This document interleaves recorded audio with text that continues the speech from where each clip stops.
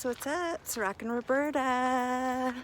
So I was thinking of a topic that I could talk about because it's so pretty out. I just did a video about what's going on with 2020 a few minutes ago, but I wanted to put this one out too because I thought it was important. I was talking to somebody recently about my mother getting clean and sober and how that affected me. My mother was a heroin addict and an alcoholic, and when she gave me up when I was 3 years old to her stepmother, who married a man, and they raised me, so they were my step grandparents. And then she went on to 4 years later to have my sister, and she kept my sister. So that's the way I was brought up. And I wasn't real close with my mom because she wasn't doing well. She was really struggling as a young mother. My father, my biological father, was using heroin, and she had to leave him. And she was young. She was 20 when she had me. And so she left him and she went to her stepmother's home to hopefully get some help. And it was really one-sided. They were just kind of pushing her out of the equation.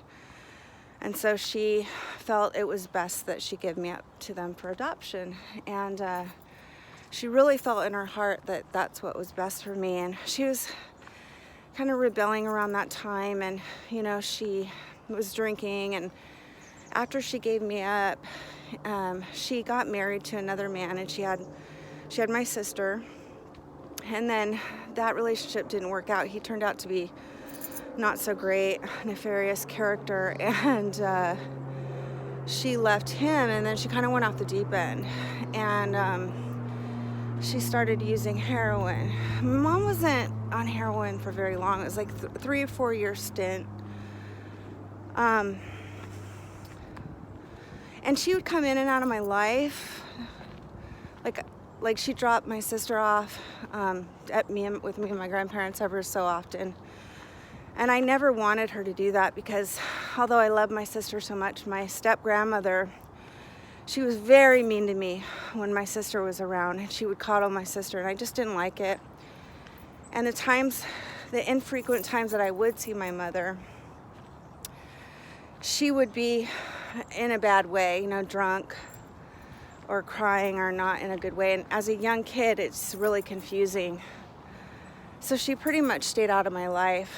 Now, when my mother decided to get clean, she went to jail.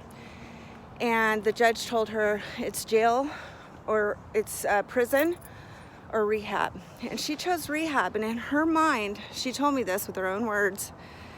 She said that she chose rehab because she thought that she'd be able to run away from the rehab. So she ended up going to the rehab. She ended up staying, and she ended up really liking it there and getting her life together and learning how to be a mother again, taking care of my sister in the right way and all this. And she started working there. She became a counselor, and she worked there for many years. She was there for like 15 years, and then some things happened in her work environment and with her husband at the time, my sister's stepdad, and it kind of threw her off track, and she went back out and started drinking again. She never went back on heroin. And great, some guy's gonna do a drill. Damn people for living their lives. Oh, it's the garbage man. So she went back out to live her life, you know, go drinking again, and she kind of carried on. And around that time, I was like 19 when that happened, and I only knew because I was about 12 when she cleaned up, or maybe about 10 or 11 when she cleaned up. And so she started coming around a little more when she was in the rehab and stuff, started working there, and my parents started letting her around more and stuff, and I'd get to see my sister more. But then when she went back out, I was 19. And I was like, oh, cool, now I can drink with my mom. And we pretty much started drinking together and carrying on. I mean, we'd party together. And my mom, time was really, my mother's a beautiful woman, but she was still closer to my, she wasn't like a grandmother at that time, right? And so we were pretty close to age, looking at age, so people thought we were sisters. And so we'd go out and we'd tear it up. I mean, we were cute and wild. So we were more like friends. And so that relationship didn't blossom the way it should have. I'm trying to get into some shade over here. And my mom stayed out for, another 10 years or something drinking, and I was carrying on, and, I was doing my thing, and also had issues with drugs and alcohol at the time. And I swear to God, that freaking garbage truck has been following me around all damn day. All right, I'm gonna go back up here. Ugh. My last video, he like followed me around the neighborhood. So she came out to Seattle to live with me. She wasn't doing great. She was kind of on her last legs. He's going. She's kind of on her last legs. And, my mother's always been responsible. She's always held her own. But I could just tell she wasn't doing great. And I'm like, hey, come down here. She came down and she helped me with my business and helped me get going on some projects that I had and stuff. And it was a lot of help. And I was just, you guys, I wasn't right in my head at the time. And I was not very respectful to my mother. And so we lived together for a year, and it was just tumultuous. And she got into a bad car accident, totaled her car, knocked a guardrail out, she was fine. She didn't get hurt. Nobody got hurt, thank God. And she went to jail, and she went back to the old rehab that she went to years and years ago. Now, mind you, all those people that she worked with from back in the day, they're still there working. So they welcomed her in with open arms for free. She's working there now as a gardener. She grows food for over 300 people there, and she tends to the animals and raises chickens and all that. She's a gardener. And she takes care of the animals and stuff. It's a really cool gig. And she's got a community of people that love her, Oh, what a blessing, right?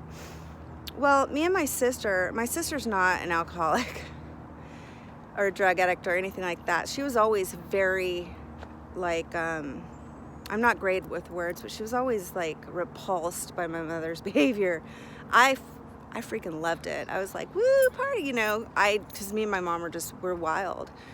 And so my sister was always really just aggravated and repulsed by my mother's behavior. And I would be at times too, but I always felt guilty because I was doing the same thing. So I'd just feed into it with her, but there was a part of me that I thought our relationship was normal, but it wasn't. I mean, we were hanging together, and then we'd get hangovers and stuff and fight like wild animals at times. It just wasn't a good situation. And I always had anxiety about my mom. I'm like, what's she gonna do when she gets older? Like, she doesn't have anything set up for herself. My sister would worry the same thing. We had so much anxiety around our mother because she was unruly, really, and not secure and reckless. And like I said, I always had guilt and shame because I was too. So I always felt like I couldn't express my anxieties around it because of the way I behaved. Does that make sense? Hope that makes sense. So when my mother went and cleaned up again, she's been sober now for 9 years. It took a huge weight off of me and my sister. I mean, you wouldn't believe the amount of stress it took off of our shoulders to know that our mother is okay, she's healthy. It's another thing. We used to worry about her health, the way she would drink and drive, and she would knock it out of the park. I don't want to tell her war stories, but you get what I mean. It was out of control. And, we don't have to worry today about her. And that is such a blessing. It's such a blessing for a parent to give to their child if they're in that way of living. It is such a blessing to give that to your child, to get yourself cleaned up, because I can't tell you, I felt like an 80-pound weight lifted off my shoulders when she went to rehab. And I didn't know if she was going to stick with it or not, but it's been 9 years and she's happy. My mother is happy. You know, she's tending to little chickens and goats. She's got 7 goats and 3 alpacas and some sheep and some chickens and she grows all this food, and she's happy. You know, she's 66 years old. She gets out there and works like a man every day. And I don't care if I'm politically correct or not, because men don't get enough credit for how hard they work. But she works like a man. She works like a woman out there, you know, man, woman, but whatever. I know I get comments sometimes because I guess I'm kind of old school in the way I think and talk, but we're not politically correct here, so we're not going to worry about that. But, you know, it was just a huge relief to both of us. And me and my sister have talked about it several times. So I just wanted to share that story. I thought it was an important story, especially around New Year, because I know a lot of people are thinking about quitting drinking or thinking about hooting and hollering and carrying on. The best gift that you can give to your family is to get yourself right. And not just quit, but like get your life together, because especially as elders, we owe it to our families and our children and our younger siblings, whatever. We owe it to our family to be the best version of ourselves that we can be. You know, we only get one shot. And life's short. I mean, the average life is 75 years. So my mom's doing great now. You know, if she lives another 10 years, she'll have lived a righteous, what's the word? I'm not good with words, you guys. A fruitful life. So anyway, thought I'd share that with you guys. I hope you have a great day. The sun is shining in Seattle. It's marvelous. All right, y'all, have a good one. Bye.